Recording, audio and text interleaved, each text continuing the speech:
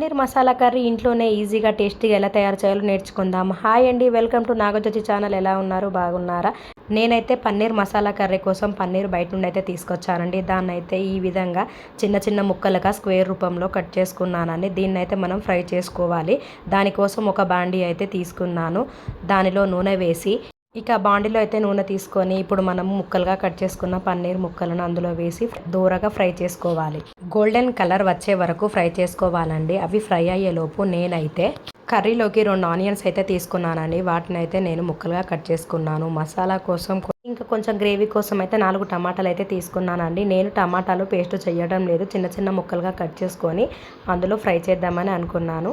ఇక వాటిని కూడా ముక్కలుగా కోసేసుకున్నాను. తర్వాతకి 4 పచ్చిమిరపకాయలు తీసుకున్నాను.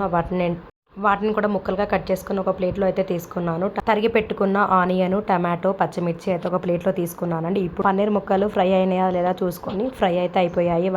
వాటిని వేరే ప్లేట్లోకి అయితే తీసుకున్నాను. ఆ తర్వాత ఆ బాండీలో మిగిలిన నూనెలోనే ఇంకో కొంచెం నూనె వేసుకొని మసాలా కోసం లవంగాలు, చెక్క, బిర్యానీ ఆకు, కొంచెం షాజీరా ఒకదాని వెంబడి ఒకటి అన్నీ వేసుకున్నానండి. తర్వాత మనము కట్ చేసి పెట్టుకున్న ఆనియన్స్ కూడా అందులో వేసి మంచిగా ఫ్రై చేసుకోవాలండి.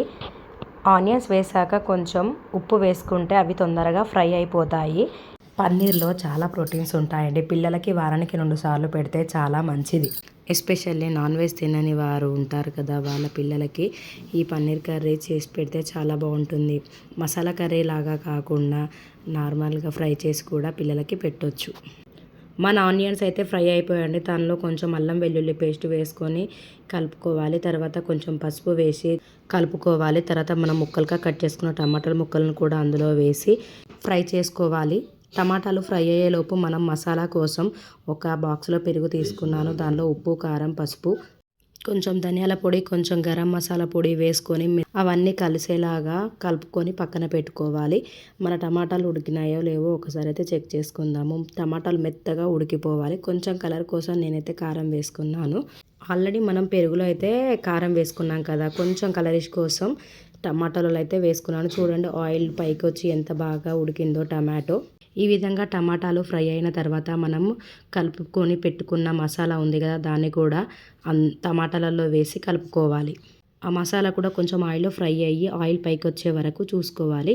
చూడండి ఎంత బాగుందో. తర్వాత తరిగి పెట్టుకున్న పచ్చిమిరపకాయలు, ఫ్రై చేసి పెట్టుకున్న పన్నీర్ ముక్కలు కూడా అందులో వేసి కలుపుకోవాలి. తర్వాత అందులో సరిపడినన్ని నీళ్లు పోసి మూత పెట్టుకోవాలి.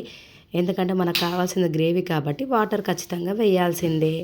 ఇక కర్రీ చిక్కపడే వరకు ఉంచిన తర్వాత లాస్ట్లో కొత్తిమీర, ధనియాల పొడి, మసాలా పొడి వేసుకొని కలుపుకోవాలి. అంతే, వేడి వేడి పన్నీర్ మసాలా కర్రీ రెడీ అయిపోయినట్టే. Thank you for watching. Please subscribe for more videos. Thank you.